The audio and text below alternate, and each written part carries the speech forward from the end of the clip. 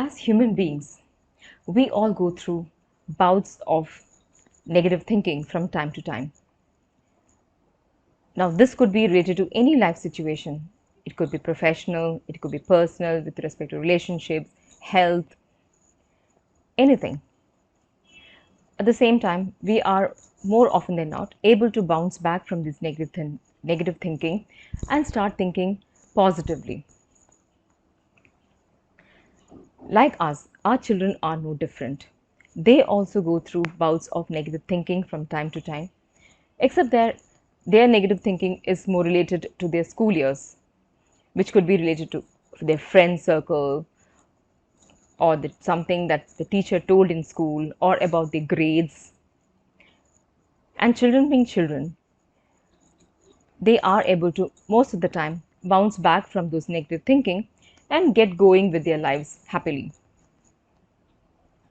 But at times, if you notice that your child is recurrently getting into these bouts of negative thinking and it's literally beginning to affect his or her self-confidence and self-esteem, these constant automatic negative thoughts are actually paralyzing his daily schedules and his life. That is when you need to sit with your child and address this issue. So it is when you notice a pattern of negative thinking consistently that's happening with your child, that's when you need to pay attention to this and address it. Hi, I'm Supriya Raja, and I have been in the field of special education for more than 12 years. I'm now an empowered parenting coach. I'm also the founder of Empowered Parenting Hub. In today's video, I'll be teaching 4 simple hacks or tools that you can use for your child, especially when he or she is getting into this constant pattern of negative thinking. So, when you notice that your child is the first thing he or she thinks is negatively to any situation, whether it is to do with his grades or it is to do with teacher comments or something that happened in school or anything, it could be also some kind of some form of bullying that has impacted him or her in a very bad way. It is definitely something that you need to sit with your child and address it. You can use any of these 4 hacks or tools that I'll be presenting to you. The first thing is you can help your child is encourage your child to distract himself or herself when this negative thought starts popping up and it's making them spiral downwards. So what is distraction? Whenever the child is feeling negatively and not able to function for the day, immediately tell the child to distract with activities which which includes physical activities, could be running, cycling, skating, skipping, hopping, playing, or even activities which include mental functioning like solving some puzzles or Scrabble. It could be also talking to their friends. So this way, distracting oneself from that negative thought into other activities, whether it is physical activity or mental activities, helps to reduce the intensity of the negative thought. In fact, you just try it and see this particular strategy. The very next day after your child has complained about the negative thought, the very next day when you ask your child what happened about that particular situation, your child will mostly say, oh, that was just a simple thing and I just thought very negatively. It wasn't so big deal after all. So you see, this particular strategy of distracting oneself with a physical activity or even some mental activity like solving puzzles, writing, drawing, painting, skipping, anything, it takes away the focus, takes away the intensity from the negative thought and reduces the intensity from the negative thought. So distracting oneself is a very, very good hack or a tool your child can use. The second tool or hack or strategy you can teach your child is when he or she feels very much bogged down and is completely taking over their life, taking over their day. That thought is taking over their day and literally paralyzing them, or they're feeling so anxious about a particular situation. Is encourage them to come and talk to you and express what they feel about the situation. Allow them to trust you and speak about the situation.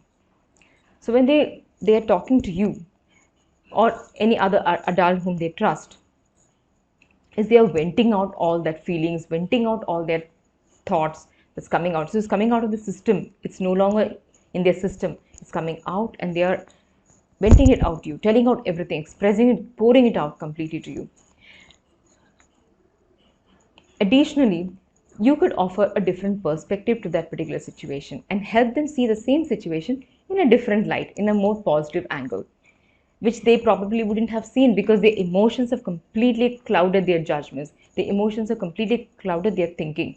So when they speak to an adult, the adult gives a fresh perspective to that situation and helps them to see the situation in a fresher light, in a new light, and helps them also to come out of that negative, constant negative thinking. The third strategy you could use, and this is particularly if your child is feeling very angry and there's a lot of aggression and the child wants to hit out on someone and hurt someone, is take the child to a safe spot, maybe the bedroom, give a pillow to the child and tell the child to punch the pillow. Completely punch the pillow, let out the aggression that's inside into the pillow. This is a very safe way because the child is not hurting anyone, the child is not hurting himself or herself. All the same, the child is venting out, bringing out all that aggressive anger inside his or her system into the pillow by punching the pillow out completely, maybe for 5 minutes, 10 minutes, until the child is done feeling calm and relaxed. Once the child has punched the pillow and after the child starts feeling better or calm, then the child is ready to again look at that particular situation in a more neutral perspective, in a more balanced way. So you see, this will help to again let out, vent out all that anger and aggression. Once that is done, the child can then see the situation in a more positive way, or see the situation the way it is and not again clouding with all the judgments and anger that's completely clouding their vision on that particular situation. The fourth hack you can use is helping your child questioning his or her own thought. This involves, first of all, sitting with the child, asking the child to vent out the anger, the particular situation, and what the child feels about that particular situation. For example, if a child comes and says that, okay, my friend doesn't want to talk to me, my friend did not talk to me or did not invite me for this play date. No, I think my friend doesn't like me and no longer wants to be my friend at all. It's like a extreme way of thinking, you know that. So you can help your child to question that thought. So before questioning the thought, ask your child to bring out evidence for that thought. Why do you think your friend wants to cut off that relationship with you completely just because he or she forgot to invite you for that play date or did not invite you for that play date? So then your child will start, no, because he didn't call me, he called my other friend. Now I think he doesn't like me anymore, he doesn't want to be my friend. So it's, of course, it's a very extreme thinking, you know that, but your child is not able to see that. Now you can help your child see that as an extreme kind of thinking by again giving a different perspective. Okay, you say that your friend doesn't want to talk to you or your friend wants to cut off that relationship with you completely. But the week before yesterday, you both had a very good time at the party. You both played, you both you both enjoyed each other's company at the party. It was just a week before this play date. So do you really think that your friend wants to cut the friendship off? Or is it that your friend just forgot about it or was not in the mood that particular day to play with you? So then that again allows your child to come out of that extreme thinking and just look at the situation as a situation and to question his or her own thinking. Then you can lead your child to say that just because he or she didn't talk to you or didn't invite you for that particular play date doesn't mean that he or she is cutting you off completely. It's just that maybe he or she is not in that mood on that particular day. So you see, again, your child will be able to see the situation from the extreme negative to a more balanced thinking. So these are the 4 strategies that you can use. Again, I'll reiterate the 4 strategies. One is helping your child to distract himself or herself. That's one strategy. Second thing is coming and venting it out to you so that the child gets a fresh perspective to that situation.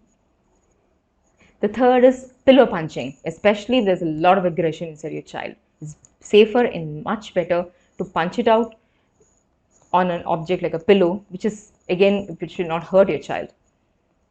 And then come to a balanced line of thinking. And the fourth is helping your child question his or her thought by asking for evidence and then questioning his or her thought and replacing the negative thought with maybe a positive situation. So you can try any of these hacks that you feel might work with your child. Now, if you ask me which age group of children can be helped with using these strategies, I would say maybe 9 years and above. Why 9 years and above? Because it is from 9 years and above that children are generally able to process their own thinking, or at least observe their own thinking or think about their own thinking, which in psychological terms is called metacognition. So children below 9 years, they still don't have this ability. So you can use these strategies for children 9 years and above. And again, this is not something can be used just once and then your child has become perfect and completely a positive thinker. No, this is something that has to be practiced consciously, deliberately, as and when the thought process, negative thoughts arises. So once they practice these tools or these hacks consistently, whenever the negative thoughts or automatic negative thoughts keep coming, and they practice this deliberately, consciously, you will see that it slowly becomes more automatized. They are able to use it less deliberately, more automatically. So try these, either you can try all of them or start with one tactic which may help your child, which you think will be suited for your child, and then you can try other tactics as well, which I have mentioned here. So if you like this particular video, please subscribe to my channel, press the bell icon. Let me know your opinions on this strategies that I've presented here. You can also join my VIP Facebook group. I'll be providing the link below. You can click and come into my VIP Facebook group, the Empowered Parenting Hub, where I'll be periodically posting podcasts and YouTube videos also. So until my next video, I'll see you. Bye-bye.